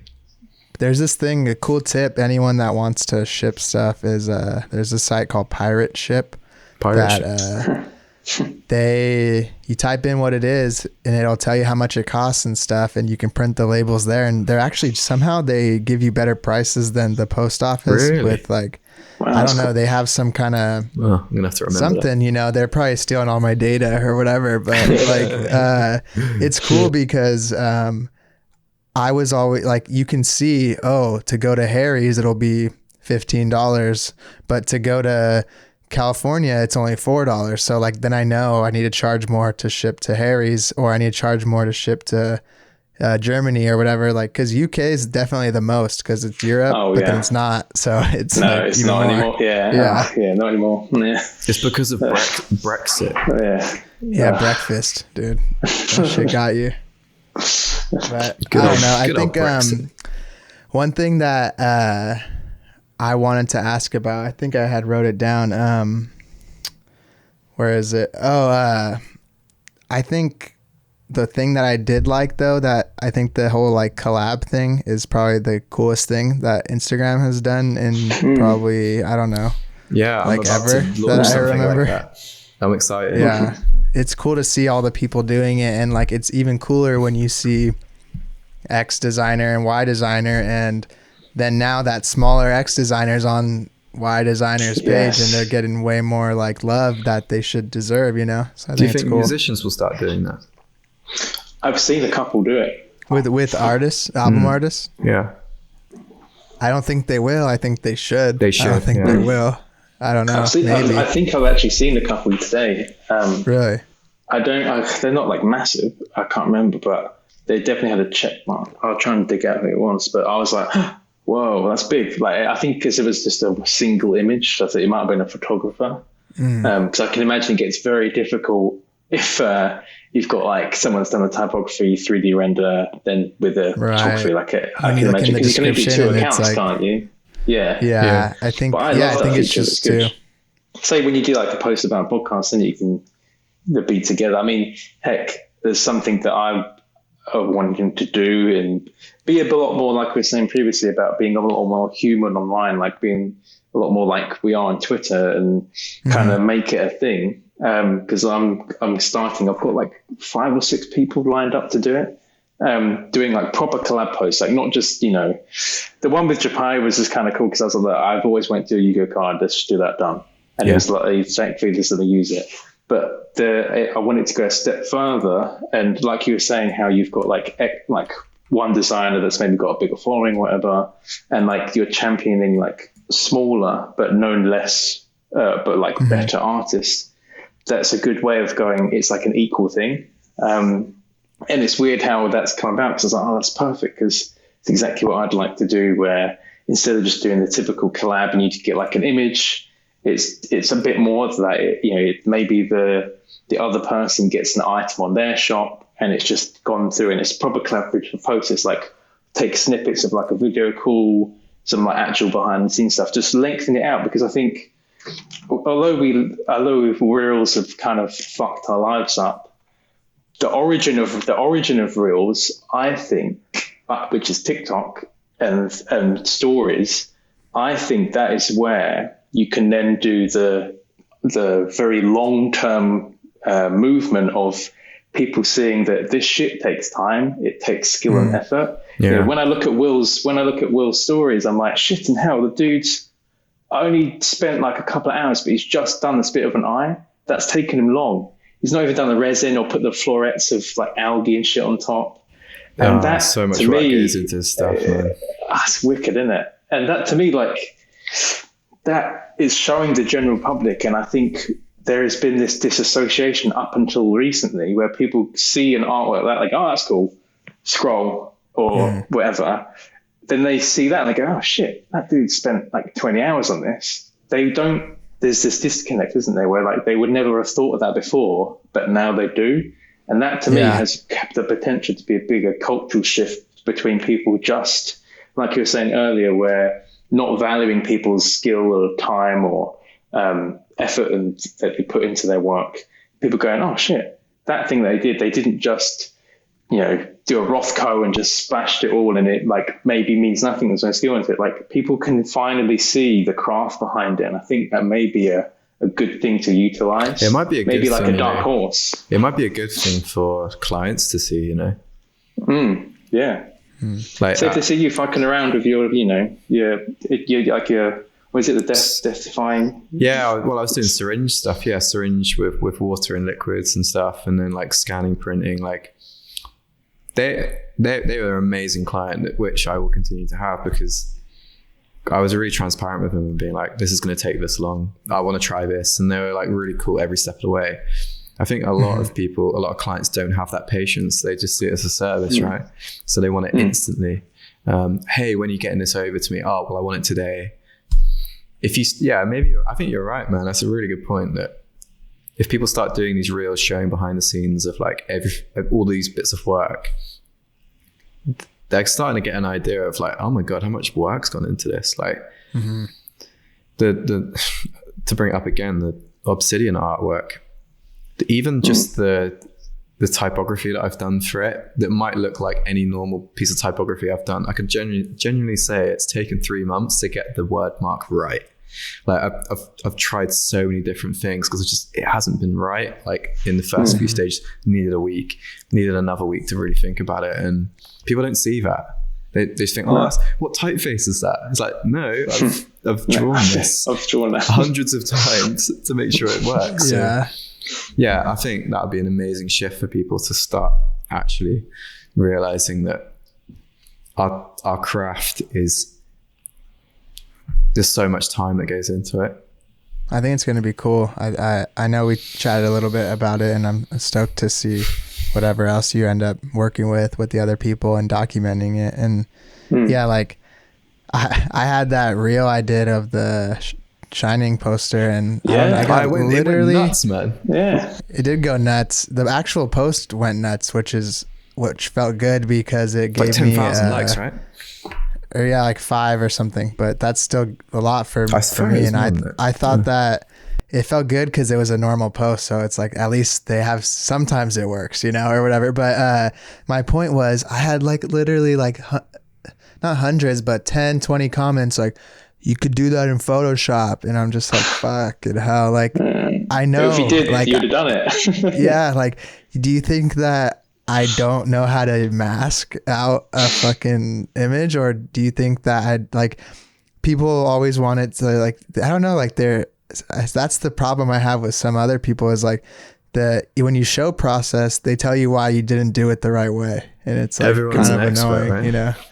Yeah. But they haven't done like, it. They never came up with that idea or process or even think to upload a reel, or they're just sitting behind their computers doing nothing. So it's just trolls. And it sucks because like you try not to let them bother you, but then you click on their thing and they either have no posts or they're private. So you don't even get to like roast them back because they don't have anything to show for it, you know? They're just blank. I think Tyler the images. Creator put it well. It's like, I know cyberbullying it's a real thing, but he's like, I think his tweet was like, just turn the computer off. Yeah. You don't have to see it. You don't have to engage with it. Just turn it off. And that's so true. People forget that. Yeah. Yeah. I realized like the best thing you can do is I either reply and try to like ratio them so they feel like they didn't think they were going to get noticed and they're like, what the hell, you know? Like then your comment will get a lot of likes back to them. Yeah. Or I delete it, then they're like, fuck. Or you just don't do anything and they're just like, damn it. The only way that really you can like, the only way you like quote unquote like lose is if you like give them some kind of like, oh, I'm sorry, like you're right, I could have done it in Photoshop or whatever. Just do your thing. I think everyone should, like I always respected Kel, Lauren on Instagram. They were always talking about like, why is all this like unsolicited criticism? And they had it a lot with like I guess gendering of it, like got a guys like trying to mansplain you know, common things like kerning and whatever. And but it's not just mansplaining, it's just like a designer splaining. Like it's we all know what, like most things. You don't need to tell someone why something is a way. I'm guilty of doing that once, but that was because I was so outraged at the kerning. It didn't feel possible. I felt like it was done on purpose. But yeah, I know what you mean. It's the same process. Yeah. I saw that thing you had recently, Harry. So we were in the Discord maybe a few weeks ago, and this guy made some kind of art about some shrine or like something that was important to some kind of culture or religion, and I guess they designed it in a way that wasn't flattering to this viewer, and they were like, that's sacrilegious, like you better not do that.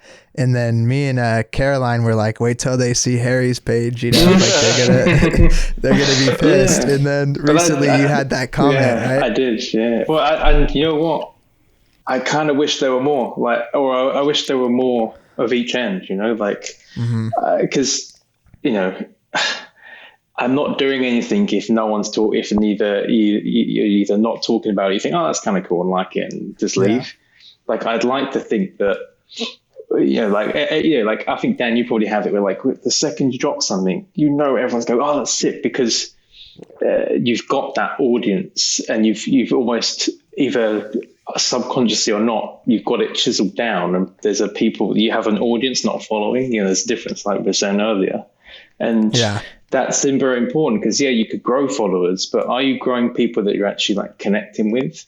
You know, and I think to have comments like that, I think a good thing. Like if I'm not pissing you off or you're not loving it, why am I here? And it was, again, people are allowed their opinions, but because of the internet, and people are now like the protagonists of their life way more than ever. You can block, unfollow people. You can curate your whole life, can't you? And so with that comes a sense of, like we were saying, just like, why am I seeing this? I've not chosen to see this. But you followed me, or you've looked at on a hashtag or something. A lot of what you do online is very much now in your control. Yeah. And I think that needs to be used. But I think that was, you know what, I kind of liked it. I was like, you know what, for once I've got some interaction. I'd rather have that than no one comment anything or just a heart, you know. You're just going to comment a heart, I'll just comment a flaming heart back, and then we're done. That to me was like a genuine engagement, and I want more. I want it has to be the flaming one, of course. But I want more of those, because it's like, you're touching upon it. It should piss you off. If I'm using Mary in a sacrilegious way, it's because I know that you know that I know that it's going to piss you off, And I think that's a much better way of doing, I guess, being more the artist. I think I've always struggled. I put both in my bio, but I guess I design a lot, but then my own work is very much driven from internally, because to me, religion has a lot to answer for, and it has a lot to, people use it to do a lot of bad shit. And it's almost a get out card, isn't it? A lot of the time. And it's an excuse. It's an excuse to slaughter animals. That's my fucking love rage, like killing in the name of. But it's deliberately an incomplete sentence, because killing in the name of fucking anything is just wrong. Of course it is.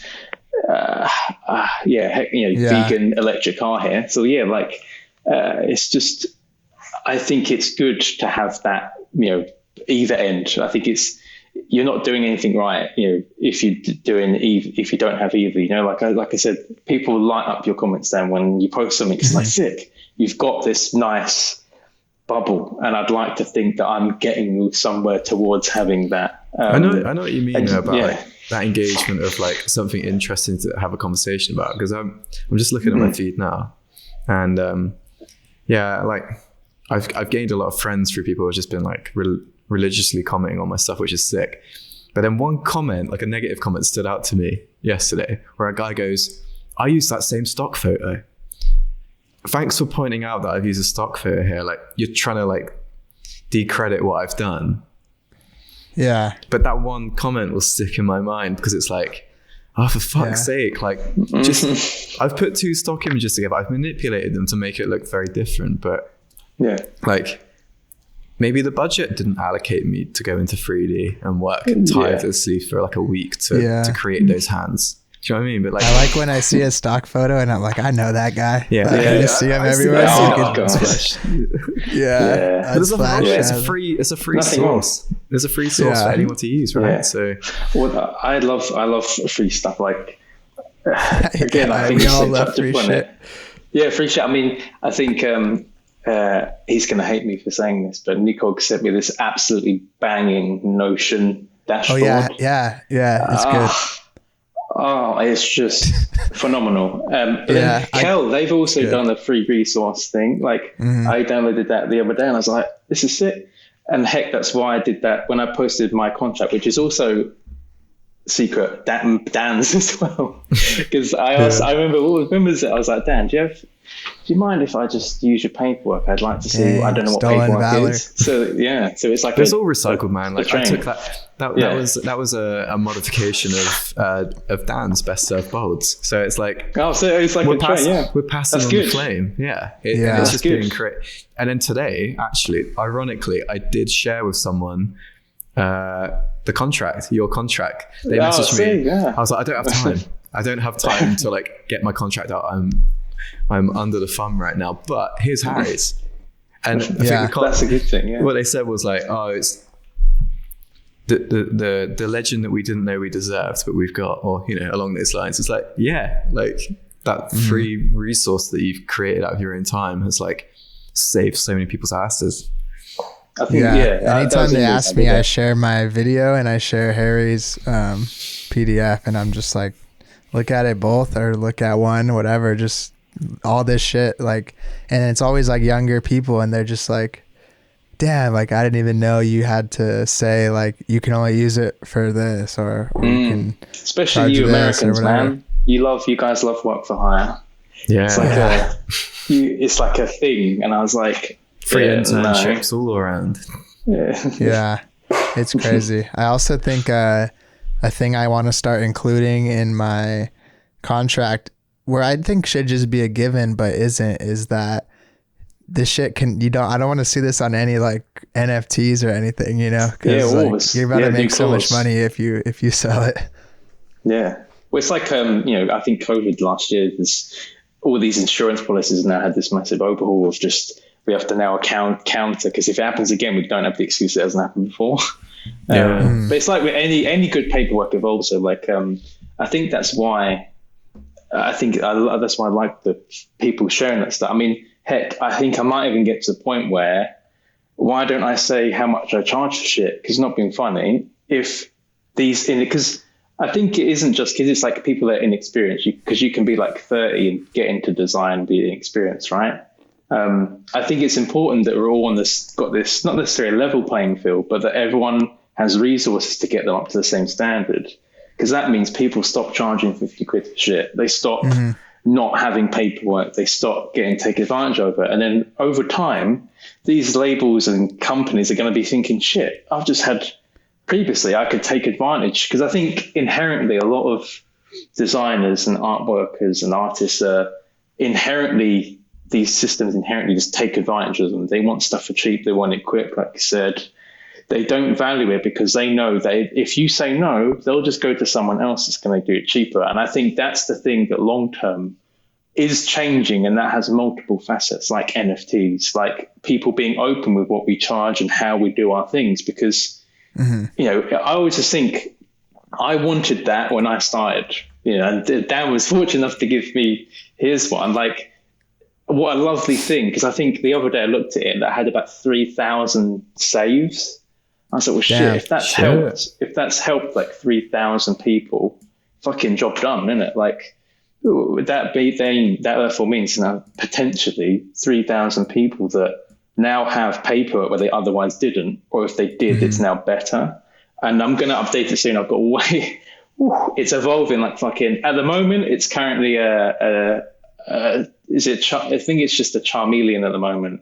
It's going to get bigger. Oh, it's going to be a Charizard soon. It's going to be a Charizard soon. Like, it's already gone for the Charmander phase. But if that was the wrong way around, I was always more of a Yugo person. So if I fucked it up, I apologize. No, it's Charmander, Charmeleon, Charizard. Sick. Yeah. Cool. Yeah. I ain't going to get that. But yeah, like, I just think it's a good thing. Like, I'm going to get people to translate it as well. So again, it's accessible. I think stuff like that's important, isn't it? Like, I like the point you just made about like being transparent with your prices, because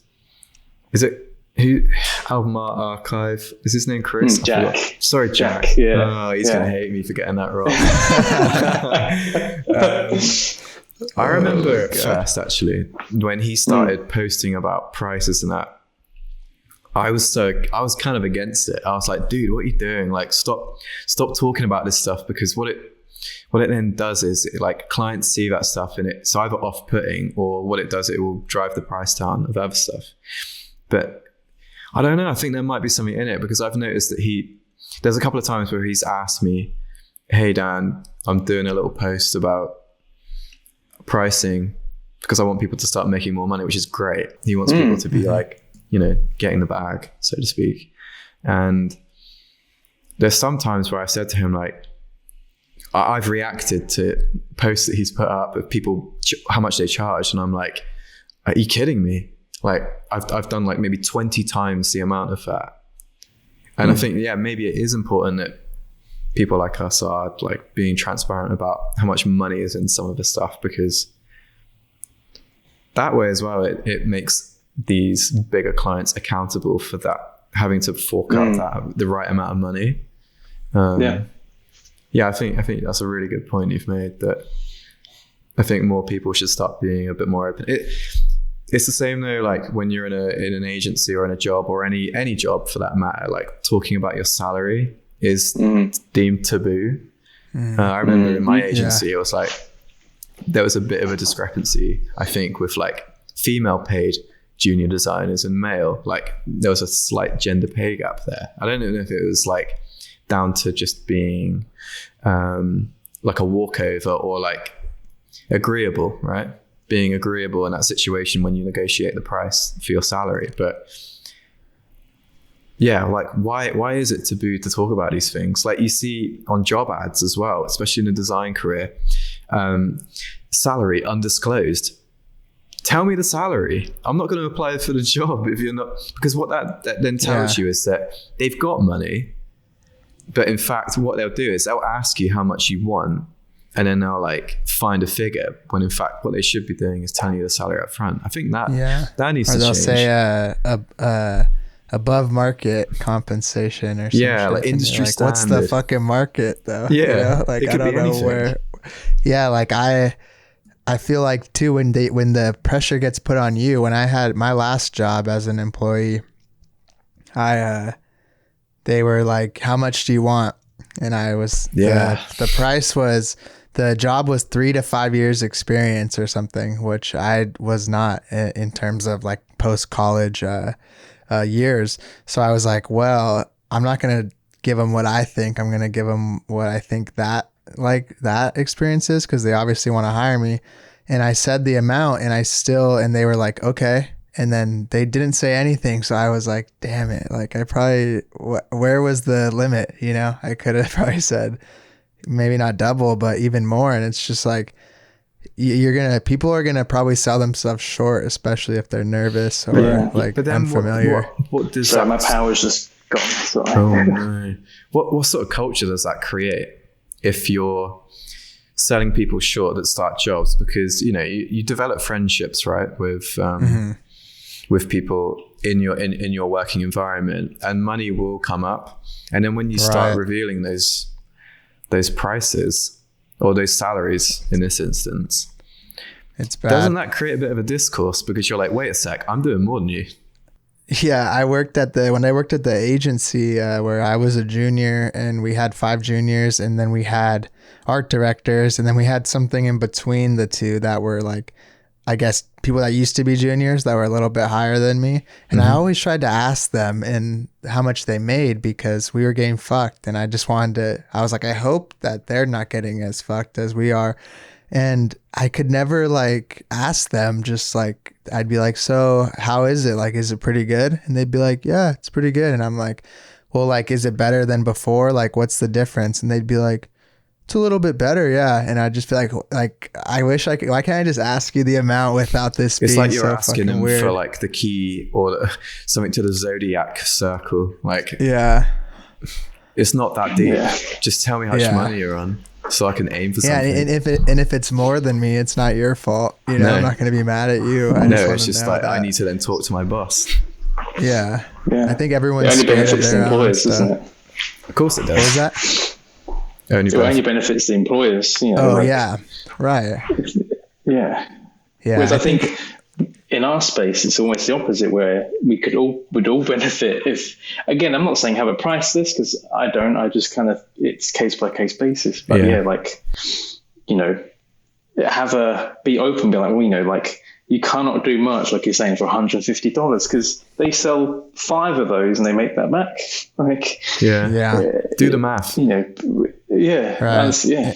And people are like, especially like a lot of my freelance is easy. They're like, mostly, I guess I would say branding and identity and logo creation and stuff, like apart from what I post on Instagram. But it's like, this shit's their whole like everything. Like, well, how are you gonna, people charge like, I can't even fathom charging less than like even in the thousands for something that's gonna be that's called an identity, you know, for a reason. Like there's not like, what matters more than other than the infrastructure of like the business model, you know? So it's like, I see people charging like $100 for like a logo for a company that's about to make all this money as like a, you know, DTC or like a ghost kitchen or something with like no overhead. And I'm like, damn, you would think they could at least splurge on the marking or whatever. It's because they live at home with mum and dad and they don't have outgoings. And then that effect, it trickles down and it helps. It fucks us that are actually scrounging for money. I don't know. Yeah, I think, that's like, well, back to pretty much the beginning of the interview and stuff, or podcast, we were talking about how we like it never feels like stable. Like I could have the best months in a row, and when I was an employee, I would know I get X amount of dollars a month, so I know where to allocate it. I know I can invest this, I could save this, I can spend this. Now every time I have excess money, I just go, well, that's rent for January, that's rent for February, that's rent for this. And like, how far ahead do I feel that I need to get to be like, okay, I can spend money or I could save money or whatever. And yeah, I don't know if you ever get out of that feeling, really. Like, how much do you need to feel that? Yeah, when do you get out of that feeling? I'm looking to know, because my anxiety is through the fucking roof, mate. Trying to figure out what I can spend my money on right now, because I have no idea. I don't know if I'm going to get any more work coming in that's the same caliber. Mm-hmm. And then every time you think like, or at least for me, and I'm sure for you, I've been grateful where every time you're, what the fuck, what's going on? And then, you get a client on like the 27th or something. And then it's like, it works out, but I want more assurance than it'll work out, like that's not enough, Just wing it, man. Like, I don't want to be a pessimist here, but I'm just going to be one. The world's going to end. And whether that's climate change or whatever it's going to be, just go and live your life. Like, life's so short. Like, just wing it. Do personal work. Go and have fun. Like, don't worry too much about, trying to pay your next thing with clients and stuff. It always works itself out if you're passionate, I think. Or you've got good intent. That's why I like seeing everyone do that stuff. Like, not only you, Dan and Harry, both of you do a lot of personal work and I guess art for lack of a better word. And I've been trying to do the same. And I think I've also been trying to make it so like I'm not doing NFTs, so that's kind of out of the picture for now, but I'm trying to make it where if I don't have a client, it doesn't matter that month, because there's enough alternative sources of income. And I like seeing other people do it. I love seeing a lot more people making videos, streaming, selling things, making Patreon. And it's like, thank God that we finally put some damn respect on our names and started selling shit, because everything's free and everyone wants free stuff. And it's like, I mean, think of all your favorite stuff. It costs money, Of course it does. Well, I mean, speaking of like, Patreon and stuff, like how do you feel you've grown? Like, obviously it's been over a year since you started this now, you said. I guess I wouldn't say I'm satisfied like financially how it's grown, but I think I'm comfortable with that it's been linear enough. It hasn't, I haven't went down. I haven't popped off per se or went viral or whatever you want to call it. But you've been consistent as hell. Yeah, I mean we kind of all know that's how it is, isn't it? Like you show up every week, you've recorded a new podcast or at least a new video, and that's the only time I tell, especially something like YouTube, where like or those platforms where they're in stasis for a bit, and then one of the videos, and then they just go and watch them all. I mean, heck, that's how I first kind of found you. I saw you. Might have been Elliot's one probably. Yeah. And then I was like, and then I watched all the other ones before then, and that's exactly how it works. But it won't get there because no one sees you smashing out editing a podcast every week, but they'll see you when you pop off, and that's always a shame. The one thing I'm proud of is that once that happens, I try to say once to be all like positive, but once, whatever, it happens, at least I have this shit that's there. I think some people pop off almost too quickly for their own good, then they have nothing left. Like, let's say your first video, your first Instagram post, your first whatever goes viral. What else do they have to look at? I'm glad I have a catalog or whatever. Yeah, man. Don't get me wrong. I'd love something to pop off. That's not the issue. But as long as because I realize, like, I'm sure you guys have felt the same. Like, you can't influence this stuff. All you can do is create input goals, not output goals, not input goals or whatever. Like I can't control how many people watch things, how many people like our posts, but I can control how many things I make and how many posts I make and how much videos I do. And as long as, I think at the end of the day, like you said with the NFT stuff, like people can see through this shit if you're just doing it like for the sake of, I don't know, clout or whatever you want to call it. If your goal is going to be a badly intended one, it's never going to work out. You got to be really, you got to have good intent with anything. Like hard work pays off, man, always does. And your podcast is going to affect everything, won't it? But your podcast is the one that anybody talks about when it comes to design and creative, in my opinion. So, well, thank you. I hope that's true. Of course it is, because you got some really good guests on here, like me and Harry. But of course it's going to pay off, right? It's just perseverance. Don't give up on it. If that's what you believe in your craft, right? That you're doing the right thing. Yeah, sure. Yeah, once we get maybe year 2 anniversary or year 3, you know, we'll be all together in the studio recording another Amazing. Yeah, exactly. I mean, we'll all be these profile characters, won't we? We'll all be in the we'll do it on Meta. We'll do it on Meta. We'll be CryptoPunks and shit. Feet Mark Zuckerberg. Dan's gonna change his mind and just buy all the Bored Apes and just run around with them. Oh man, I've got better things to spend my money on than Bored Apes. But yeah, I think that's a good place to end right here. Do you guys have any kind of last words that you want to end off on? Subscribe to Jesse's podcast, please. Oh, thank you. That's it. That's all I got to say. The guy puts in the work, and yeah, I've had a really good time. Other than this road mic coming in, it's been fun trying to ruin it for everyone. But yeah, that's it. I hope you had fun. Subscribe. Yeah, it was great. It was good. I think we had a nice little chat. We got a little cranky at times, but it's all good. You know? We got to complain about a few things. No, but like also, I think that's probably why this, I guess, like you're saying, it's less formal than the previous one because you've already introduced both of us, so it's a bit more, raw, isn't it? We could be some recurring characters. Maybe a year 2 anniversary. We got some drinks. For sure, you're part of like the cinematic universe now. Yeah, we have like a Christmas special, a Halloween special.